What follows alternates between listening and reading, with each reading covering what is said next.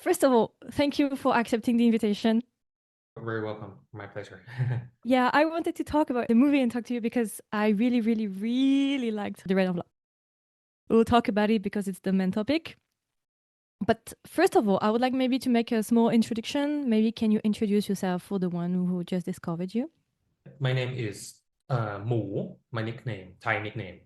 Chayanop Boonprakob, full name, Thai full name, very long one. So I'm a film director, mostly based in the company GDH Mm-hmm. 559, and direct some couple of movies Mm-hmm. before. My first one is Succeed, which was about like 15 years ago, and then May Who and Friend Zone. And I think the latest one is Red Envelope, the Red Envelope, which is a remake version from a Taiwan version of Bury My Dead Body. Mm-hmm. Okay. So maybe it's a bit like a basic question, but sometimes it's interesting to ask this question. Why did you decide to become a director?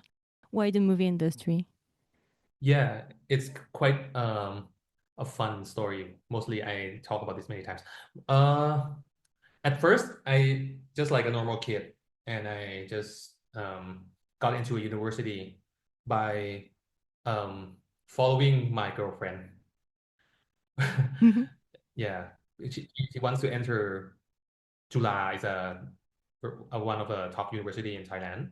So I just followed her and just end up in communication arts faculty, which I don't really have any idea about it. And when I enter it, there's a like a ceremony for the new young guys that the senior is gonna take these first year students to play in a short film. So I got to act in those short films, and I just found it like entertaining and fun because Mm-hmm. I got to be a role that got killed by a ghost, something like that. And when it was screening um, at my faculty, I was sitting in the dark at night with all my friends and seeing myself got killed by the ghost and stuff like that. And I feel like, oh, it's very inspiring. The girl next to me just come and very scared with the movie. So I was, oh, it's fun.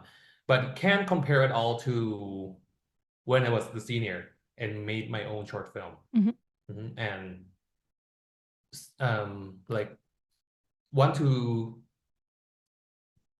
want to know if the joke works, if what I was planning with my film worked with the audience. And that's a lot more fun. And that's really inspired me to make more films in the upcoming, yeah. Okay. And maybe do you have like any favorite movie or favorite director that inspired you?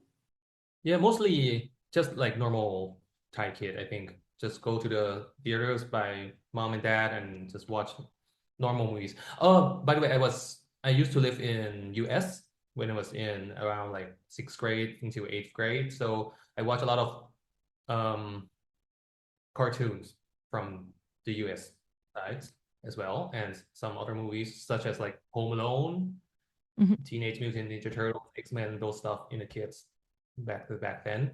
And also a lot of Thai movies when I grow up a little, when I'm in high school like that. If it's a Thai movie, Thai director, I think of his name is Tom Ben Ed Ratana Rương. The movie I watched was Monrak Transistor. I'm not sure in the English name. And when I entered the first year of the university, there's a group of directors which are my senior at my faculty. Six people. They made the movie called My Girl, Fan Chan. It's like a legendary movie in Thailand Mm-hmm. in 2003. Yeah, Okay. and that's one movie that really inspired me. That's how my company like starts with that first movie, Fan Chan. Mm-hmm. So those are like the a lot of early stage that got inspired to watch films and want to make one. Mm-hmm.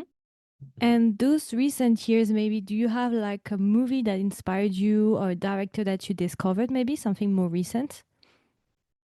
I just lately watched, I think, Adolescence, the series Okay. with 4 episodes. I think that's one of the best ever I ever watched anything. Mm-hmm. Like, yeah, from last year. I think that's the first that comes up to my mind. And there's a movie that I really love back like 20 years ago. It's called City of God. It's a Brazilian movie.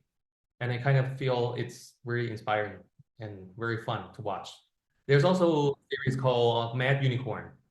Yes, yes, yes, yes. I agree. I agree. Very good, sorry.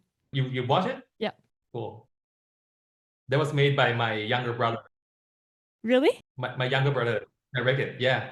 The world is very small because last time I talked with the director Nawa Paul from Human Resource, and he also recommended me, even though I already watched it, but in the interview, during the interview, he also recommended this drama also. I think it's one of the best Thai series ever. Yeah. Not because he's my younger brother. Yeah, definitely. You can ask him. Yeah. Yeah, I really, really recommend to watch it actually. Oh yeah. I think, Thai filmmakers they know each other because it's very small. Yeah, Yeah. maybe it's why. So even smaller because like family. Yeah. So and another one is a K series. It's called, I think, Light Chop. Oh my, Light Chop. Yeah. yes. Thank You you. like it? I love it. I love it. This is so rare this year. We have less and less good K-dramas, to be honest, and Light Shop is just, yeah, one of the best that we had those years. Like, really, I agree. Thank you for talking about it. Yeah. I almost forgot because it was I think I watched it in the like several first month of last year. Mm-hmm. So it's like in the early 2025, and yeah. And before that was like, I think it's Moving and then Light Shop. I Yeah, think I watched it on Disney Plus or Disney something. Plus, Yeah. yes. Light Shop is a Disney Plus movie. I hope we will have a second season, even though it's not sure. But I really, really, really loved it. Like, it was, I think the oral atmosphere was very well kept and very well made, because these days in Korea we are losing this. And you immediately feel the atmosphere with the visual and everything. You are into it. Yeah, the visual and the concept of like the world in between and everything. It's like it's not a spoiler though, but yeah, still, yeah, one of the best. Yeah. And also I recommend you, I don't know if you've watched it, is the Heavenly Ever After. It's on Netflix. Maybe you heard about it. It's with Sang Seok-koo, and it's also a very good this year's is a very good drama on Netflix. It's an older drama, Missing the Other Side, 2018 maybe. It's a bit on the same vibes, and this one was very good too. And the casting is on top. Wow. Okay. Okay. Definitely check that out. Okay. So maybe just before we start into the red envelope, if you could define or describe your work, what would you say? Maybe it's a bit tricky question. Normally, I'm a filmmaker who's mostly start a story or make a story about from my own personal experience. Mhm. Because it's back to how I start making films. Because at my first film, I'm very young at that age. My experience not that much, but the team, the producer encouraged me to make one because they interest in my life experience. Mhm. Because my first film is Succeed, and it's about a high school group of teenagers trying to form a band to get girls and stuff like that. And that's how I start. So after that one, I start making films from, yeah, when I was a kid, I used to do this. When I was a flight attendant, I used to have that experience. So most of all my films are made from my experience. So you can say I'm a filmmaker who make story about my own personal experience based. Okay. And it's quite straightforward. And secondly, I grow up by making films to entertain people. So I'm very focused and very interest on making the audience like they can feel it, they can experience, and they can relate it to it easily. Mhm. That's my like aim purpose. That's my base before. So making red envelope is like new thing for me.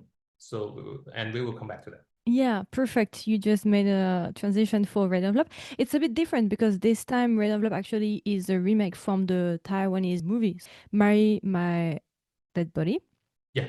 So I would like to ask you a bit first, for the one who don't know at all this or don't know the Red Envelope and don't know the Marry My Dead Body, can you maybe make a short synopsis about the story? The red envelope is a story about a marriage between human and ghost, and quite an adventure between them, Mhm. like going through a lot of adventures and some kind of crime scenes and try to solve it, and their relationship grows. Not in a romantic way though. It's more like a friendship way. Okay. Actually, I want to know because you just introduced the fact that previously with your previous work, most of the time it's your own original project, but this time it's a bit different because it's a remake.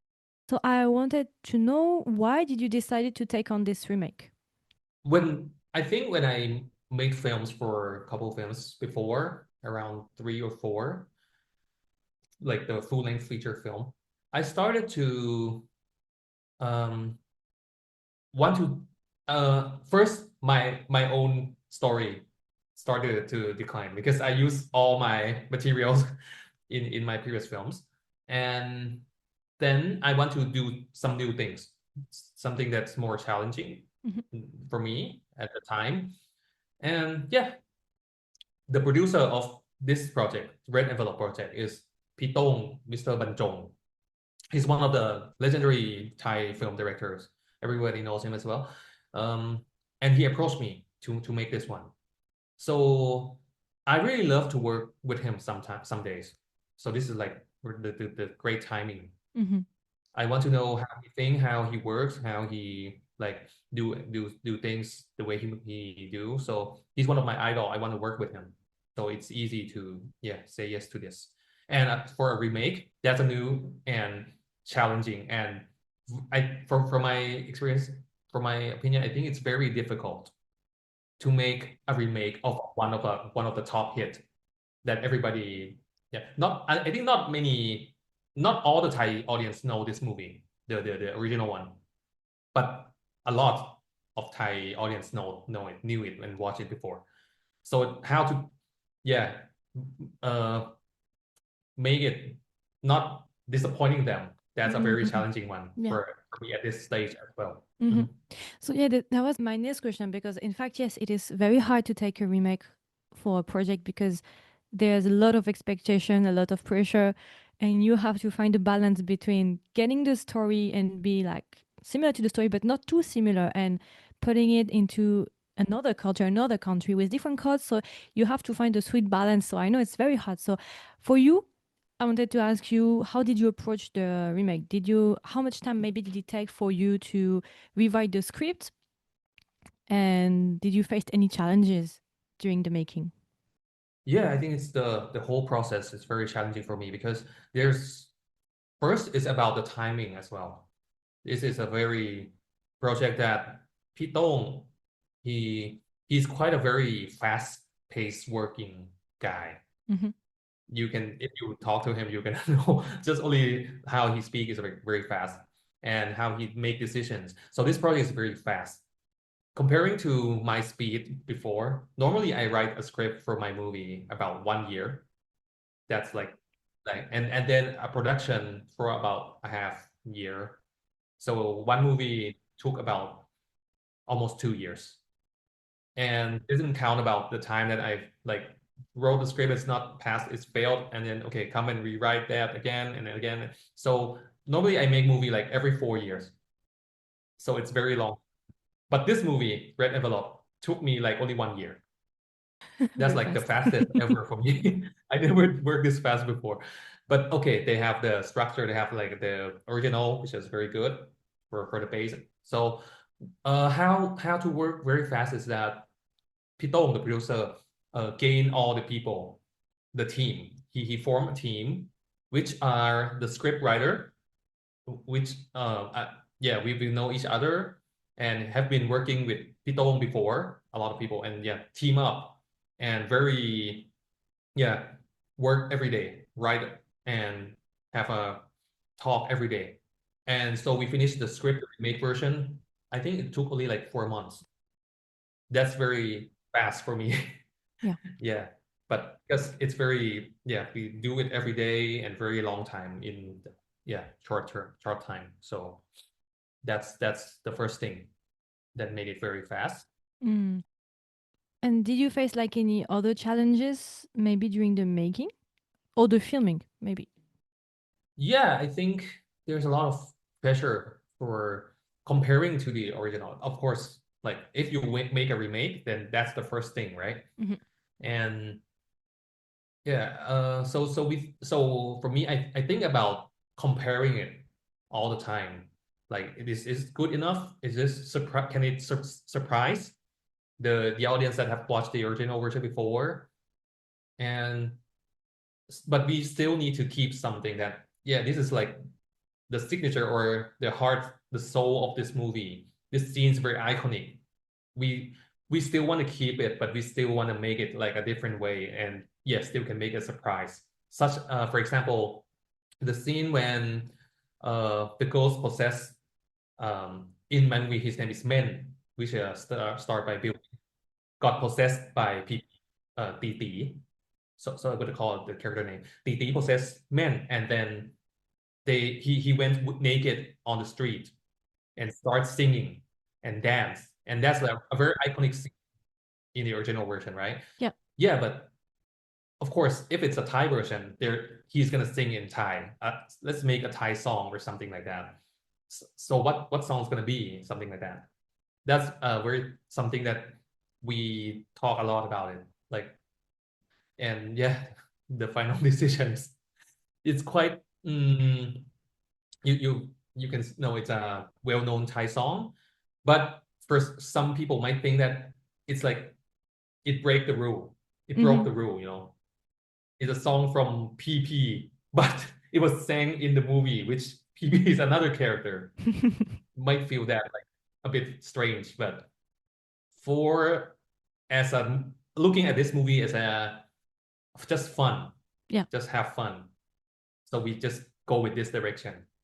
It's very good that you talk about the pole dance scene when he started to Yeah. dance, because actually, when I watched the Taiwanese version, I got spoiled at the time, and this is one of the most iconic scenes. So I got spoiled with the trailer. Then I watched the Taiwanese version, and I was like, "Oh, okay, it's nice," but I already got spoiled. But with your version, you had the talent to surprise me with the scene. I never laughed Oh, that really? hard with the pole dance scene. I laugh even more than the Taiwanese scene.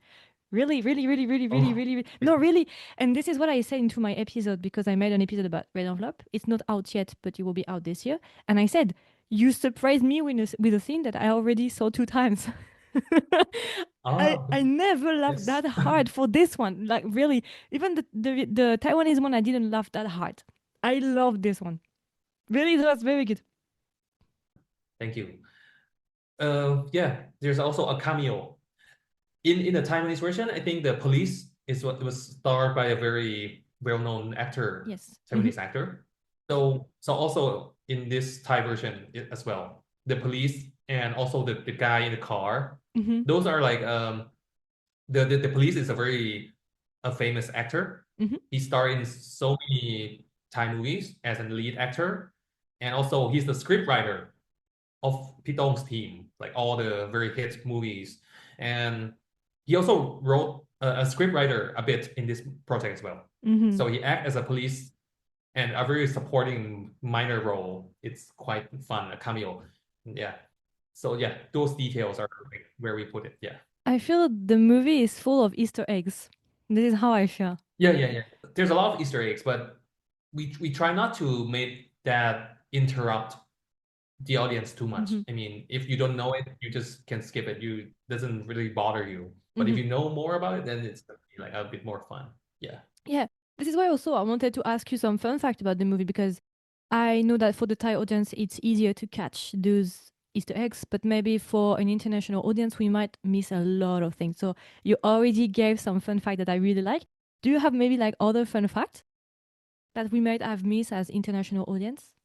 This wasn't in your your script. I haven't prepared for this one. I need to have some time to think about it. I just put the fun fact, I think. Any fun fact about the movie? Oh, there's a one scene. This is not like I think, but this is one of behind the scene that all the crew laugh so hard. Mm-hmm. I think it's one of the laughable moments in the behind the scene crew. It's when in the underground room where there's a lot of tons of characters at almost at the end of the movie, like yeah, combining together. And there's the big boss guy Mm-hmm. was played by Piro. So he's like the boss, and he got Men and Didi tied up, right?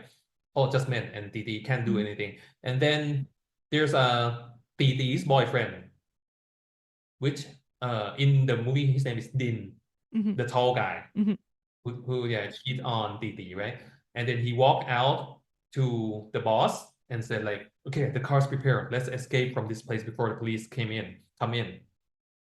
And and the first take that we shoot this scene, the boss just turned to Din and said, "Who the hell are you?"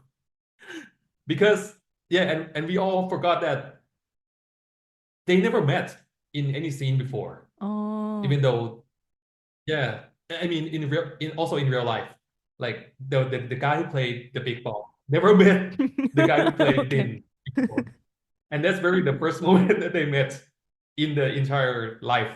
So he just yeah instinctively replied like, "Who the hell are you?" That was very natural. Yeah, very natural. Like he didn't know, completely didn't know. Like even though yeah, so we all laughed, and I need to cut it because it's so funny. Yeah, because P. Rowan is like a very senior actor. Mm-hmm. He plays in like almost 100 movies, and we all love him. He's very comedy and everything, and he just replied like, "Who the hell are you?" Like very natural. I think that's one of the best moments when we beat the crew. When you ask about behind the scene or some special or surprise moment, mostly I think about the main actors, which are PP and Bilgin, Mm-hmm. mostly, of course. And I really feel um, have an honor to work with both of them, and because they're already very famous at first. I mean they are like they've been in many series together, Mm-hmm. very well known already, and they're also a singer, both of them. And I even went to their concert before, so oh, they're very like a star. But and then finally, I got to work with them, and I can feel like okay, when they work very hard, Mm-hmm. and they give it all, even though with some skills that he's not good at it at all. For example, like Bill Ginn, he just said at the first that he can't dance. The dance is his pain point. He can't do it. Mm-hmm. Please don't go hard on him about this. But when with the practice, with the scene and everything, he tried so hard. And for me, when I see somebody like work hard on it, even though how good or anything, I'm just like, okay, let's go for it. I really feel great. And I wanted to ask you, how did you cast them? How did that happen? Was it easy to find the actors for the characters, or was it more difficult to find them? Okay. For the both main actors, Yes. PP Bilgin, Mm-hmm. it's from Pitong, the producer, because he watched this original version in a film festival, and during when he was watching the movie, he thought, okay, if this is a remake Thai version, it's gonna be PP and Bilgin only. Okay. That's his final answer. Yeah, so we got these two first, and then for the other supporting actor and actress, yeah, we cast normally like cast very tense casting as usual. And for the role, the police woman, Mm-hmm. Yeah. I think that's one very difficult role, Okay. person to find.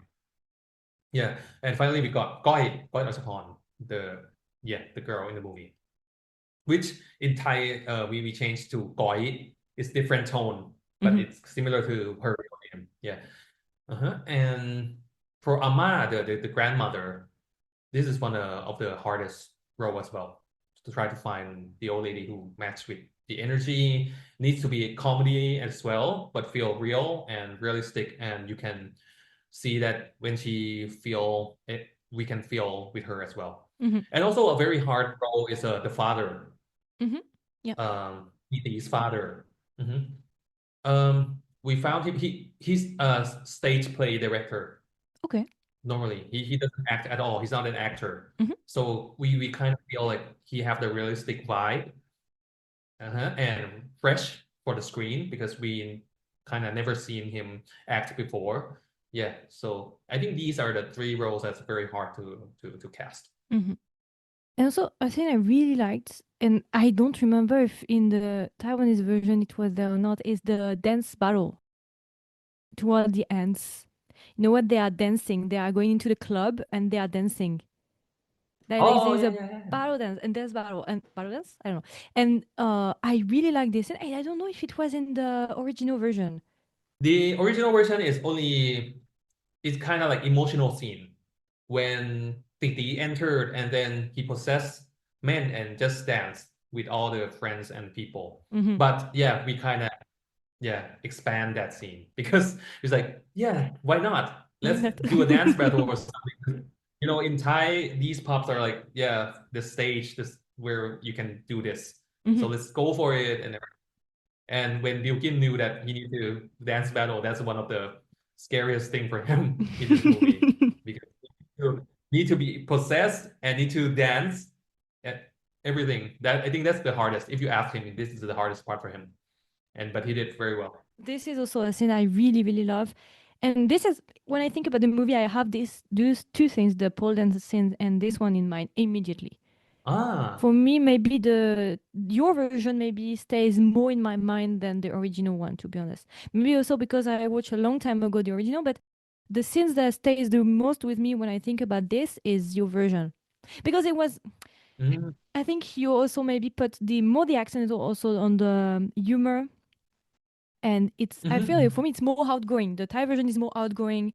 It's more comedy driven, maybe a bit more than the original version. I feel so. I love way more a new version than the previous one. I love the previous one too, but it's different tone. I feel. The producer stayed at first when we starting the project that we need to make the audience laugh every like 1 minute.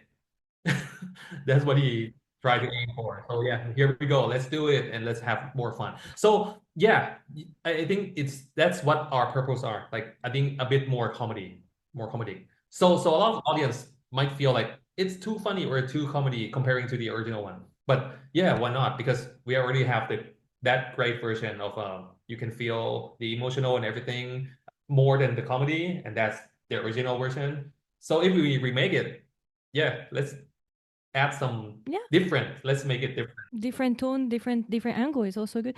And I remember I talked about it on TikTok last year to promote it, and a lot of people told me that they really also love your version, the Thai version. It was Mhm. very different from the original version, and I also had like a great response on my audience on TikTok. Oh, thank you. And yeah, the movie recently, it was last year, isn't it? In during the summer, it was on Netflix, right? It's on Netflix. Yeah, yeah, Yeah. yeah. It was, yeah. At first, I wanted so much to watch your movie that I was ready to fly to Taiwan. At one point, I wanted to fly to Huh. Taiwan because I was in China and I couldn't watch it. So I was like, should I go to Taiwan? And then the moment I wanted to go to Taiwan to watch it, then it got on Netflix. So I was like, okay, let's not buy the ticket flight. Let's watch it on Netflix. You made me save some money. Oh, okay, cool. Great. Unfortunately, about 4 months, I think. I mean, after they left the theater and then yeah, entered the streaming. Hmm. It's good. It's good. It's good. This is a very good thing too, because sometimes we want, as an audience, we want to watch certain movie, but it's very hard to access it. So Netflix is right now Mm, maybe on Netflix mm. or other platforms, of course. It is the best way to extend and share the project to international audience. So it was a very good move. Ah, okay. And maybe just, do you have a favorite scene? As I already explained, I think those are the scenes. I think one of the most memorable for me was the underground scene, Mm-hmm. where a lot of characters met up and just a lot of mess down there. And we shoot that only like 1 day. So it's a very tight schedule. And I kind of think I level up a little on that day because there's tons of characters and there's a lot of things that we need to shoot on just 1 day. So the assistant director planned like every shot as a minute. Like this shot for 15 minutes, this shot for 20 minutes, and we need to really stick with the plan very hard. Mm-hmm. So yeah, for me, that's one of the most memorable thing. And I laughed so hard on that day as well. For example, that who the hell are you? That's one of the phrases that's very stick to my mind. And other stuff as well. The guy who played the chubby policeman made me laugh so hard that day as well because he's so funny. Like how he just went down with his friends and just the gun fell down and shot with the boss and those things. I've laughed so hard. And another memorable moment was when Bilkin need to hang up and go upside down. That's very challenging for him and for all the crew as well because he need to hang up for about. We try to make it short as short as possible because it's not good for him. So it's like 15, no, like 10 seconds, 15 seconds that he needs to hang, and he need to express everything. Like it was longer than that. Like need to surprise, need to sad, need to everything. But I just do this in 10 seconds. That's so hard for everyone. I guess the timing was very short. Everything was timed during the making, isn't it? Yeah. Okay. I wanted to ask you also another question is how did you notice any difference between the way the Thai audience received the movie and maybe the international audience? Yeah, mostly I follow the feedback of more, I think more of the Thai audience because it's written in Thai, so it's easier to follow on X, on any social media platforms, and there's mix. What I found out nowadays is the feedbacks are very mixed, and so I didn't count like who like it more, who hate it more, or anything, but I can separate like if there's also like people who watch the original version and like it more than the original version, and also didn't like it more than the original version as well. And all the reason is very understandable as well because some people love like more of the original, like the emotional part, or maybe it's their first time ever to watch this movie. So any other movie that followed that as a remake won't make it like the first time they watch it. So that's very understandable though. So and a lot of people who didn't watch the original version before, so it's their first time watching this. They had a great time. They have fun, and I think the most honest feedback came from when it was screening in the theater in the cinema, which I got to be in with them in the theater with them many times during the screening. So I stand at the back of the theater and just listening to their feedback, just like the old days when it was a film student making a short films and a comedy one and like 5, 4, 3, 2, 1, laugh. Is it gonna work? Yeah, just like that, same time. And I'm very addicted to that. That's why comedy movies is like, is it gonna work or uh different theaters, different feedback. Like theater in the main city, like inner city or outskirt or the suburb or the outer province, all the feedbacks are a bit slightly different. Okay. And I love to see that. I love to talk with the filmmakers or the producers, like why? Why do they relate to this more? Why do we relate to this a bit, something like that. So it's very fun at this. It's like making an experiment and this is the result. And we talk about the results.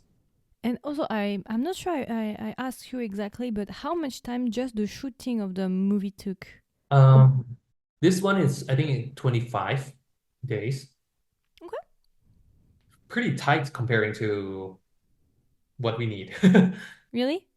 For you, for example, for your previous project, how much time did you take?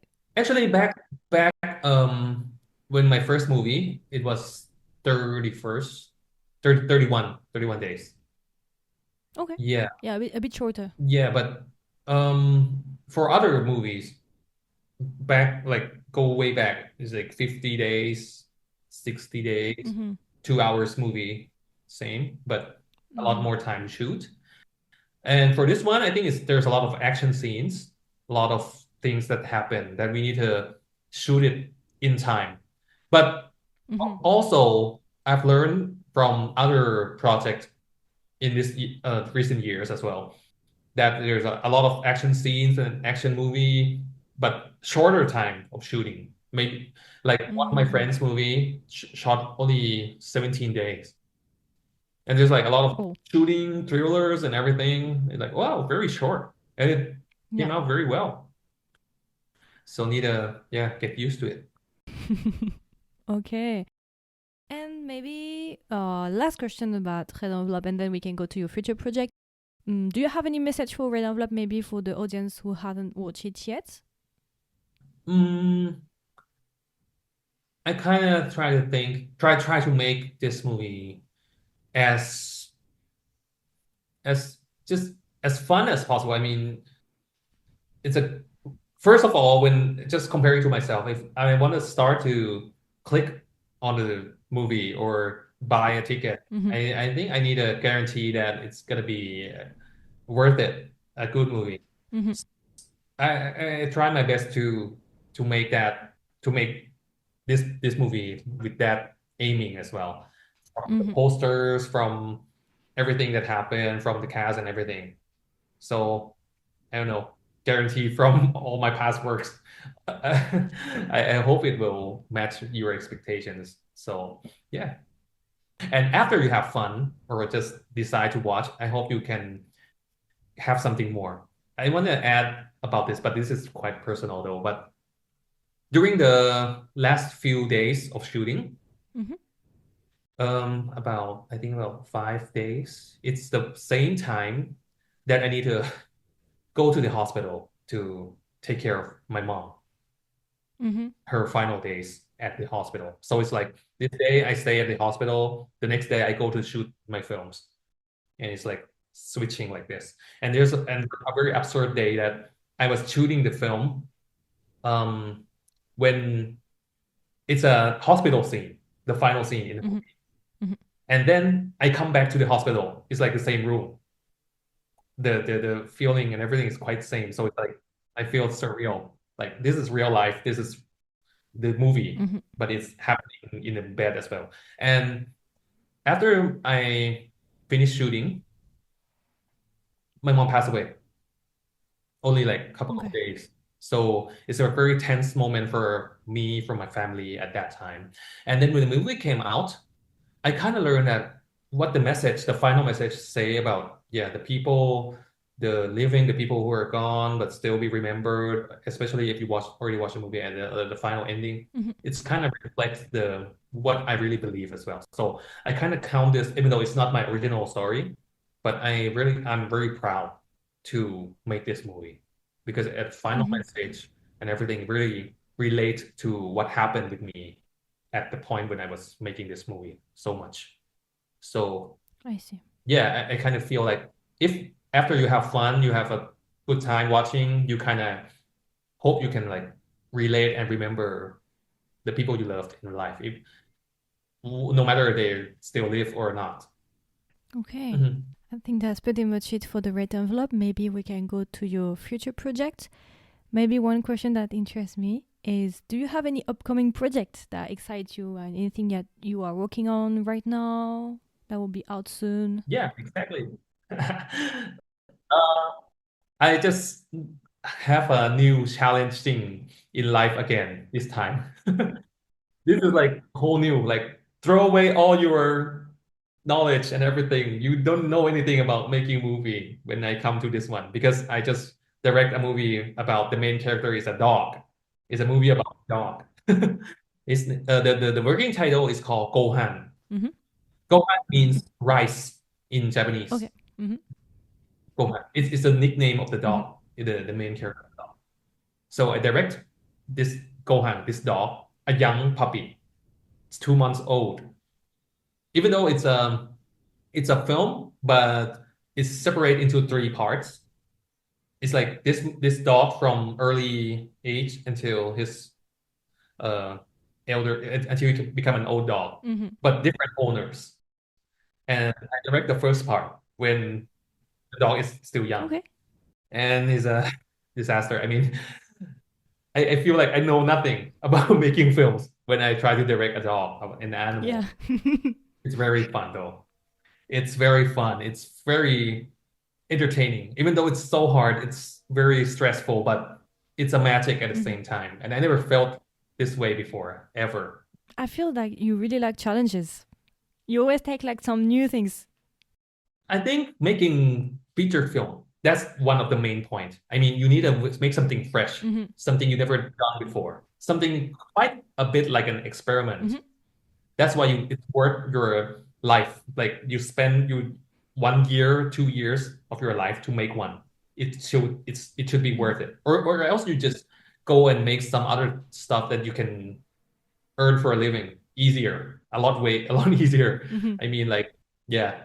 So this is tough, but it's fun. That's why. And for Gohan, what is the genre? Is it like a comedy or? It's mixed, I think. It's also like coming of age, a comedy, a thriller as well. Okay. Drama, a romantic. It's all mixed because it's 3 stories from 3 directors. Okay. Yeah.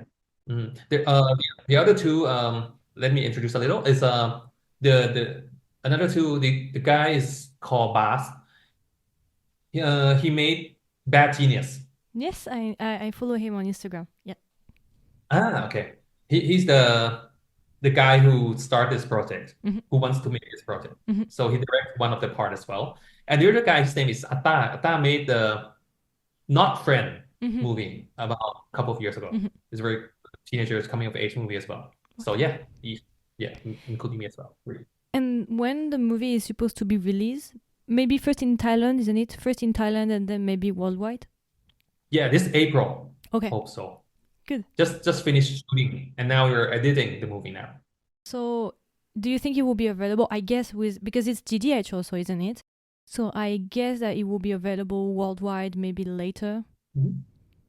Yeah, definitely. I think this project is aiming for the international. Good. Perfect. I hope I will be able to watch it too. And you can come and interview me again. No problem. If you want, we can do that. And if you can do another project, either like anything that you like to challenge yourself? Yeah. Of course. Like, is there any genre that you're interested in, for example? Do you have any genre in mind? For the next one? For another one. For a hypothetical one. Nowadays, I think Thai movies, they have a lot of horror movies. Maybe because horror movies very successful. Couple of Thai horror movies and international worldwide as well. So this year, there's gonna be like, I think, if not mistaken, more than 50 horror movies, Thai horror movies come out. More than 50. That's a lot comparing to our industry. So many. But you know what? I'm one of the guy who want to make one. Okay. But not because it's a success and let's make another one to gain money. It's not like that. I just feel I never make one before. I never make a horror movie before. That's a new challenge for me as well. But I kind of feel, there's too many horror movie already in the market. But if don't think about that. I'm interested because I never tried that, and of course I have my own personal experience about it as well. Why not try? Yeah, that's one thing. And another song I still want to try is making another music. Okay. Music movies. That's still one thing I want to do. Yeah. Okay, I can see you are ready for the next year to challenge yourself. I will follow up your new projects in the future also. And maybe for the end of this interview, I like to ask every time I have like a guest if he have like any directors that maybe would like to recommend, especially for international audience who discover the Thai culture, the Thai cinema. Do you have any recommendation maybe from maybe recent directors? You already introduced the director, your little brother. you can reintroduce it again if you want. Definitely, of course. Notapon Guy, Notapon. That's my younger brother. I think he's gonna be more to. Everybody's gonna talk more about him for sure because last year's Mad Unicorn. This year's another series coming out for Netflix. Yes, actually, Nawapol told me about it. No, I remember. He told me also a big project. He told me about it. Yeah, yeah. So definitely recommend him, and he can speak English fluently as well. Okay, so yeah, why not? And also, there's a question you wrote in the list about the French series and director. So I prepared the Yeah. answer for you actually. And Okay. then that answer kind of reminds me of another director, a Thai director as well. So my answer was, Okay. you want to ask me that any French directors for movie series I watched. So I thought of Lupin, of course, everybody watched Lupin. Yeah. Another one, the French director I admired. Also, my brother admired him. I knew this director because of my younger brother. Is a I'm hmm not sure the spelling. Roman Grava. He directs Athena, Oh. but I knew him way before. He directed a lot of cool music videos. So yeah, that's one of hmm a very inspiring work from him, especially from his music videos. A lot of like revolution, feeling, riots, people. His visuals very inspiring. Yeah, I love him. So when I thought of about him, hmm I thought about another Thai director, which she didn't direct any featured film yet, but I think she went studying in France as well many times. And yeah, so I kind of think it might relate to you. Her name is Jean Kam Kwan. I hmm think she's like one of the top music videos directors in Thailand nowadays for many years. Yeah, you Okay. can search her name. Gean, one of the best Thai music video directors. Okay. Good. And any movie maybe from Thailand? What genre? What? Anything. Anything? Anything you think people should watch or you would recommend to an international audience? Yeah, let's go with that movie. I just recommend. I talked about in the early interview. It's called Mon Rak Transistor. I watched it when I was in high school, but I didn't really like it at that time because maybe I'm too young at the time. But then I rewatched it again. Oh, it's called Transistor Love Story. The Moonrak Transistor? Yeah, yeah. It was 20, I think 20 years plus hmm ago. But it's for me it's a masterpiece. Okay. It's yeah, coming of age drama, comedy, everything combined. And it's very Thai vibe. hmm It was made from a book Okay. and yeah, became a movie. One of the best, yeah, from this guy, the director, Ben Ek Ratana Reung. He direct other great Thai films in I think it's one of the golden age of Thai cinema those days, like 2002, 2001, something like that. Okay. 2003. Yeah, those golden age time of Thai movies. Okay. Yeah. Thank you. It's good. I don't have this kind of recommendation, so it's good to have some more like classical type of have to watch movie. Okay. So maybe do you have any final words for the listeners? Anything that you would like to say before ending the interview? First of all, sorry about my English. It's I very good. I never used it many times, so yeah, it took me a while to talk like yeah. So thank you for listening, and yeah, please have more let me say to make other audience more audience broader audience. It's very glad and my Mm, pleasure to yeah got interviewed by you, Margo. Thank you so much. Merci beaucoup. thank you for accepting this invitation.